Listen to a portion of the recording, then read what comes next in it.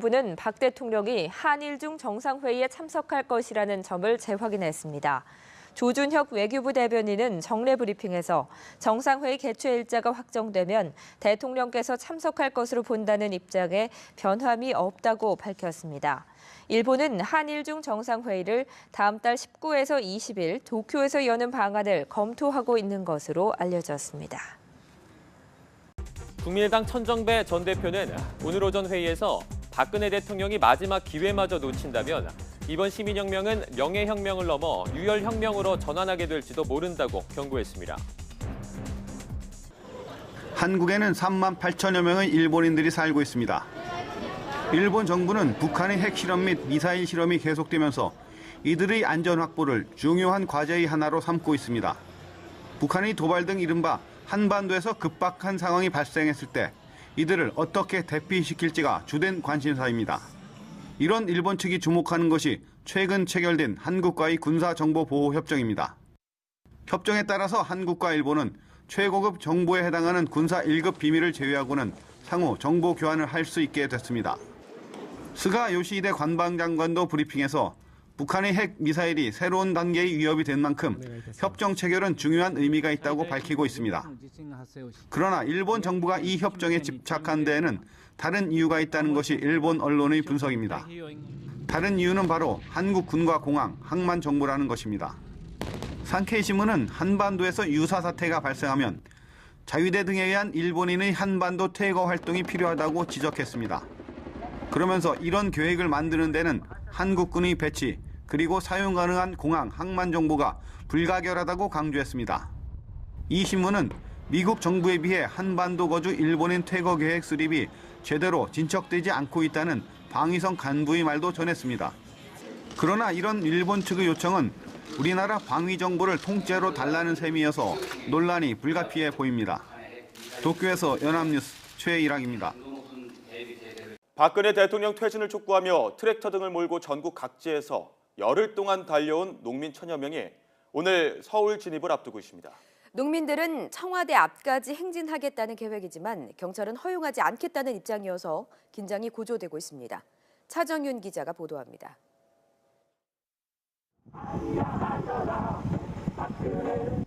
박근혜 대통령 탄핵이 적힌 농기계에 올라탄 농민들이 비장한 표정으로 왕복 2차선 도로를 내달립니다.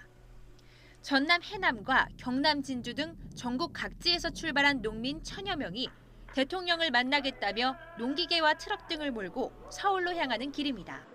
목적이 있기 때문에 이 땅에 농업이 바로 쓰고 잘못된 정권, 박근혜 정권이 퇴진이라는 그것을 시키기 위해서 하기 때문에 힘들거나 지치지는 않습니다.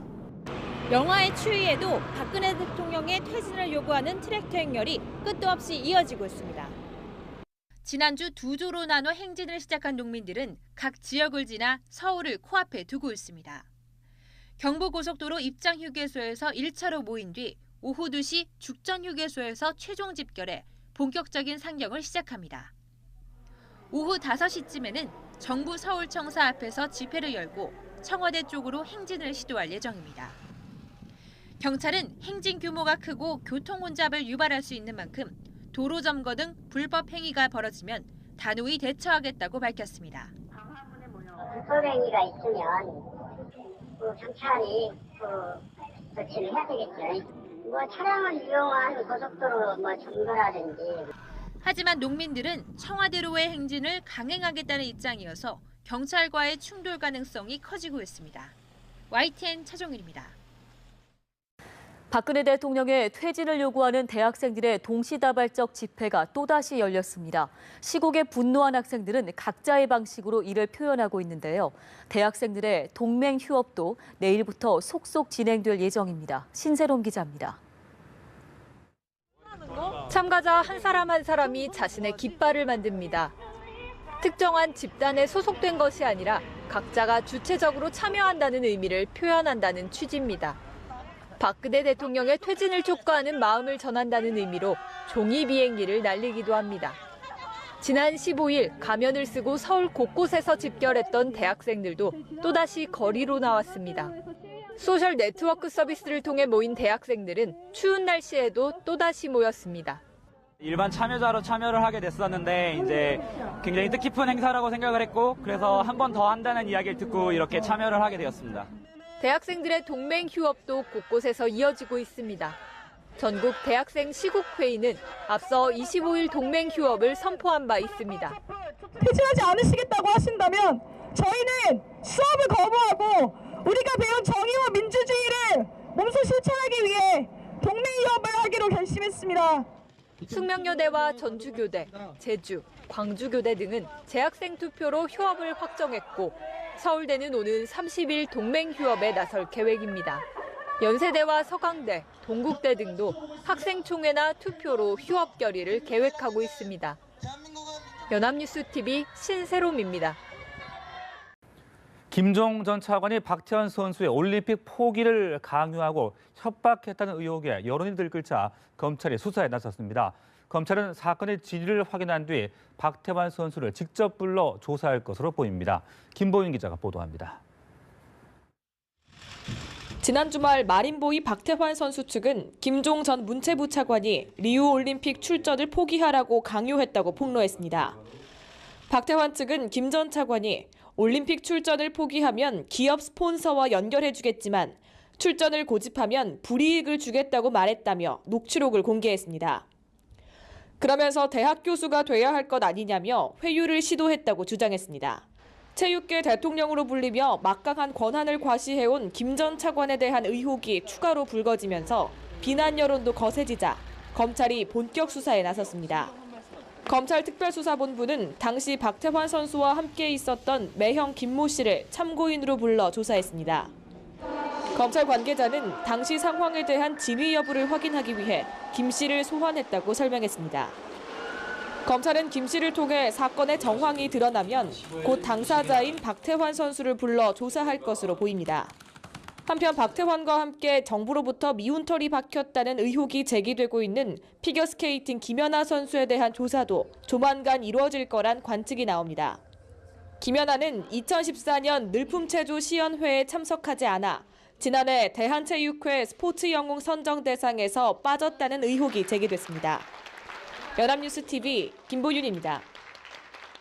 검찰이 삼성물산과 제일모직이 합병할 당시 보건복지부 장관이었던 문형표 전 장관을 참고인으로 소환해 15시간가량 고강도 조사를 진행했습니다. 삼성이 최순실 씨를 지원하는 대가로 합병 과정에 도움을 받았다는 의혹에 대한 수사가 속도를 내고 있습니다. 한현희 기자가 보도합니다. 문형표 전 보건복지부 장관이 지친 모습으로 검찰청사를 빠져나옵니다. 15시간가량 진행된 고강도 조사를 받은 문 전 장관은 삼성물산과 제일모직 합병 과정에 청와대 지시가 없었다던 기존 입장을 반복했습니다. 청와대 외압이 있었습니까? 전혀 없었습니다. 나중에 따로 설명을 드리도록 하겠습니다. 검찰은 문 전 장관이 보건복지부 장관으로 재직하던 지난해 7월 국민연금공단이 삼성물산과 제일모직 합병에 찬성표를 던지는 의결 과정에 개입했는지를 집중 추궁했습니다. 국민연금이 손해가 예상되는 상황에서 삼성 측에 유리한 합병에 찬성하고 외부 전문가의 검토와 의결 같은 정상 절차를 거치지 않는 등 문제투성이라는 판단에 섭니다. 검찰은 이와 함께 문 전 장관을 상대로 청와대로부터 외압이 있었는지, 삼성 측과 사전에 교감이 있었는지도 캐물었습니다. 검찰은 삼성이 최순실 씨를 후원하는 대가로 청와대가 두 회사의 합병에 도움을 준 것으로 밝혀진다면 최 씨와 박 대통령에게 제3자 뇌물수수 혐의를 적용할 수 있다고 판단하고 있습니다. 검찰은 앞서 홍한선 전 국민연금 기금운용본부장도 불러 16시간 가까이 조사하는 등 관련 수사에 속도를 높이고 있습니다. 이와 관련해 300여 개 시민단체로 구성된 연금행동은 문 전 장관이 의결권을 가진 전문위원에게 전화로 합병 찬성을 종용했다며 직권 남용 혐의로 검찰에 고발했습니다. YTN 한현입니다. 한겨울에 버금갔던 추위, 오늘 아침까지만 견디시면 되겠습니다. 오늘 서울 아침 기온이 영하 4도로 여전히 예년 기온을 5도가량 밑돌겠는데요. 낮 기온은 6도로 추위가 점차 누그러지겠습니다. 주말인 내일부터는 아침에도 영상권을 보이겠고 추위가 주춤하겠습니다. 오늘도 전국이 대체로 맑겠습니다. 다만 제주도와 서해안은 구름 많은 가운데 아침까지 눈이 날리거나 빗방울이 떨어지는 곳이 있겠습니다. 또 수도권에는 건조주의보가 이어지니까요. 불씨 관리 잘해주시기 바랍니다. 아침에는 대부분 영하권으로 시작하겠습니다. 서울이 영하 4도, 춘천 영하 6도, 대구 영하 1도로 시작하겠고 낮에는 아침보다 기온이 10도 안팎으로 올라서 추위가 누그러지겠습니다. 서울이 6도, 대전 8도, 울산 9도까지 오르겠습니다. 내일은 전국에 비 소식이 있는데요. 오후에 서쪽 지방을 시작으로 밤에는 전국에 확대되겠습니다. 경기와 영서 일부 지역에는 눈이 날리는 곳이 있을 전망입니다. 지금까지 날씨 정보였습니다. 다고 경고했습니다. 한국에는 3만 8천여 명의 일본인들이 살고 있습니다. 일본 정부는 북한의 핵실험 및 미사일 실험이 계속되면서 이들의 안전 확보를 중요한 과제의 하나로 삼고 있습니다. 북한의 도발 등 이른바 한반도에서 급박한 상황이 발생했을 때 이들을 어떻게 대피시킬지가 주된 관심사입니다. 이런 일본 측이 주목하는 것이 최근 체결된 한국과의 군사정보보호협정입니다. 협정에 따라서 한국과 일본은 최고급 정보에 해당하는 군사 1급 비밀을 제외하고는 상호 정보 교환을 할 수 있게 불가결하다고 강조했습니다. 이 신문은 미국 정부에 비해 한반도 거주 일본인 퇴거 계획 수립이 제대로 진척되지 않고 있다는 방위성 간부의 말도 전했습니다. 그러나 이런 일본 측의 요청은 우리나라 방위 정보를 통째로 달라는 셈이어서 논란이 불가피해 보입니다. 도쿄에서 연합뉴스 최일학입니다. 박근혜 대통령 퇴진을 촉구하며 트랙터 등을 몰고 전국 각지에서 열흘 동안 달려온 농민 천여 명이 오늘 서울 진입을 앞두고 있습니다. 농민들은 청와대 앞까지 행진하겠다는 계획이지만 경찰은 허용하지 않겠다는 입장이었습니다. 스가 요시히데 관방장관도 브리핑에서 북한의 핵 미사일이 새로운 단계의 위협이 된 만큼 협정 체결은 중요한 의미가 있다고 밝히고 있습니다. 그러나 일본 정부가 이 협정에 집착한 데에는 다른 이유가 있다는 것이 일본 언론의 분석입니다. 다른 이유는 바로 한국 군과 공항, 항만 정보라는 것입니다. 산케이 신문은 한반도에서 유사 사태가 발생하면 자위대 등에 의한 일본인의 한반도 퇴거 활동이 필요하다고 지적했습니다. 그러면서 이런 계획을 만드는 데는 한국군의 배치, 그리고 사용 가능한 공항, 항만 정보가 정부는 박 대통령이 한일중 정상회의에 참석할 것이라는 점을 재확인했습니다.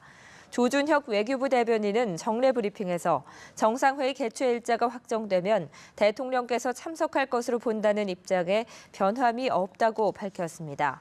일본은 한일중 정상회의를 다음 달 19에서 20일 도쿄에서 여는 방안을 검토하고 있는 것으로 알려졌습니다. 국민의당 천정배 전 대표는 오늘 오전 회의에서 박근혜 대통령이 마지막 기회마저 놓친다면 이번 시민혁명은 명예혁명을 넘어 유혈혁명으로 전환하게 될지도 모른다. 이어서 긴장이 고조되고 있습니다. 차정윤 기자가 보도합니다.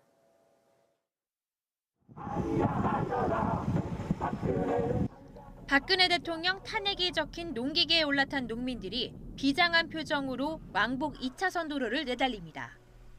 전남 해남과 경남 진주 등 전국 각지에서 출발한 농민 천여 명이 대통령을 만나겠다며 농기계와 트럭 등을 몰고 서울로 향하는 길입니다. 목적이 있기 때문에 이 땅에 농업이 바로 쓰고 잘못된 정권, 박근혜 정권이 퇴진이라는 그것을